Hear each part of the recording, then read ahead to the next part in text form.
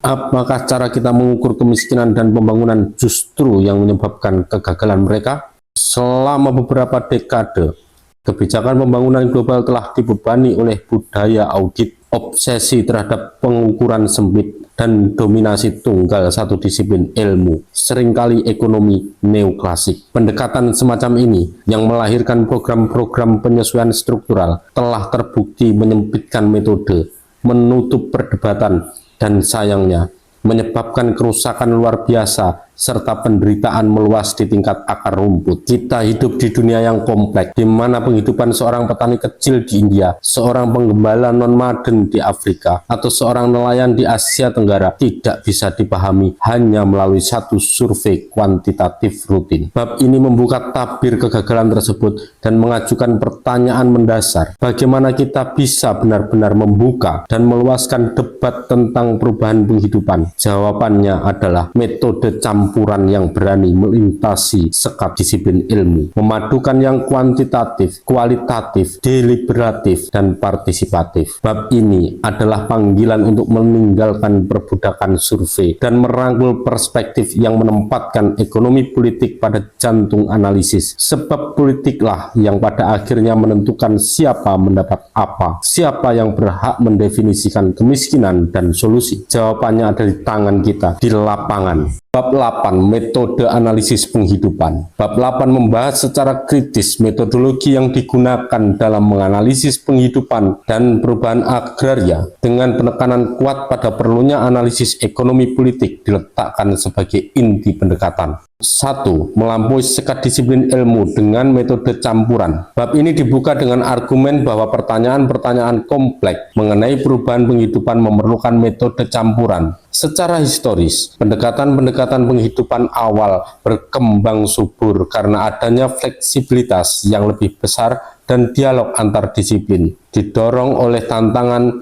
yang berorientasi hadap masalah. Pendekatan-pendekatan penghidupan awal berkembang subur karena adanya fleksibilitas yang lebih besar dan dialog antar disiplin, didorong oleh tantangan yang berorientasi hadap masalah. Ciri metodologis pendekatan awal ini meliputi perhatian pada kesalingkaitan, tidak adanya garis tegas antara ilmu alam, ilmu sosial, ekonomi, dan politik. Fokus pada sejarah dan dinamika jangka panjang, menempatkan pengamatan masa kini dalam konteks historis. Studi pedesaan secara eksplisit berwatak jangka panjang, bahkan merentang sampai 30 tahun atau lebih. Prinsip triangulasi, pemeriksaan silang dengan melihat dari perspektif dan metode yang berbeda secara simultan. Kontras dengan fleksibilitas ini, dominasi disiplin tunggal, terutama ekonomi neoklasik, dalam institusi pembangunan utama sejak 1970-an dan 1980-an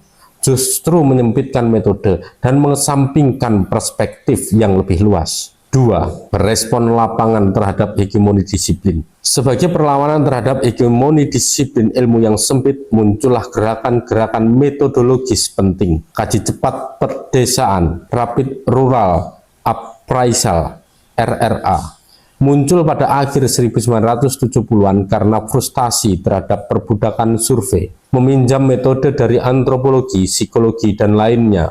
Kaji cepat partisipatif, participatory appraisal, PRA, berkembang dari RRA, mendorong keterlibatan warga lokal dalam penelitian lapang. Riset aksi partisipatif, participatory action research, PAR, gerakan yang lebih radikal terutama di Amerika Latin yang menimba inspirasi dari Paulo Freire untuk mendorong aksi-aksi yang mendasari pemahaman mendalam warga lokal akan kondisi hidup mereka. Selain itu, kajian-kajian longitudinal tradisional tetap bertahan seperti studi jangka panjang di Ghana, Kenya, dan India yang menjadi inspirasi kuat bagi kajian penghidupan terkini. Kajian kemiskinan juga kembali menyoroti dinamika jangka panjang, memanfaatkan survei panel rutin dan penelitian etnografis berjangka panjang, menekankan penggabungan metode kualitatif dan kuantitatif. 3. Pendekatan operasional dan kaji cepat penghidupan. Dalam praktek pembangunan, tanggapan terhadap wawasan multidimensi ini seringkali berupa survei atau asesmen penghidupan terpadu. Contohnya, pendekatan ekonomi rumah tangga dikembangkan oleh Save the Children untuk situasi tanggap darurat, berfokus pada akses pangan dan diperluas ke upaya pembangunan dengan penekanan pada perlindungan penghidupan dan ambang batas bertahan hidup. Kajian kerentanan dan kajian kebencanaan berangkat dari keseimbangan pangan namun menyertakan ragam kegiatan penghidupan di dalam dan luar lahan pertanian, terutama memperhatikan perubahan basis aset dan strategi hadap masalah. Kajian kemiskinan, tahapan wajib dalam makalah strategi pengentasan kemiskinan kadang mengambil bentuk survei luas atau menggunakan pendekatan partisipatif dengan meminta warga lokal merumuskan definisi mereka tentang kemiskinan. Kelemahan utama, meskipun berbagai pendekatan ini mampu menjawab pertanyaan apa yang terjadi, sayangnya sebagian besar metode arus utama, RRA, PRA, asesmen kemiskinan, dan lain-lain secara serius tidak menimbang aspek politik, terutama ekonomi politik, dan sering melewatkan pertanyaan mengapa. 4. Menuju analisis ekonomi politik atas penghidupan. Kebutuhan mendesak dalam kajian penghidupan adalah mengangkat kembali isu politik. Ekonomi politiklah yang menentukan siapa mempunyai apa, siapa mendapat apa, dan seterusnya. Bab ini menyajikan kerangka kerja penghidupan yang lebih luas. Tabel 8.1 dengan merangkum 6 pertanyaan kunci dan mencocokkannya dengan kemungkinan metode yang bisa menjawab. Pertanyaan kunci, siapa mempunyai apa? Kemungkinan pilihan metode, survei, pemetaan sosial, pemeringkatan aset.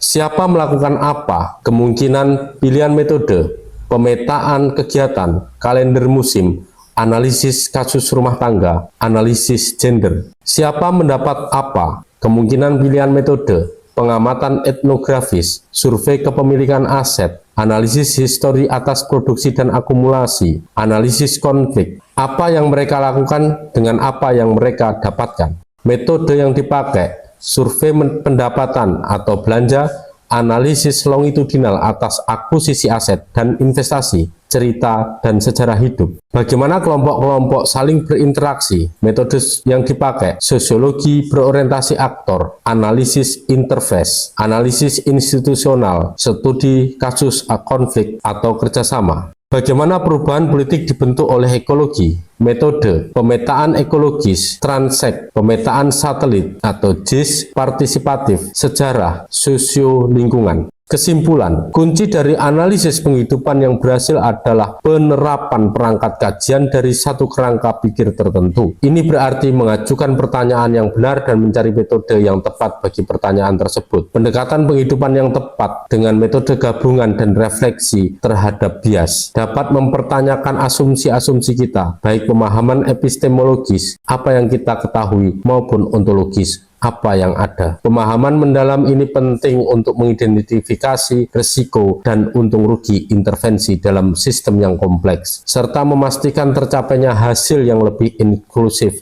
dan berkelanjutan.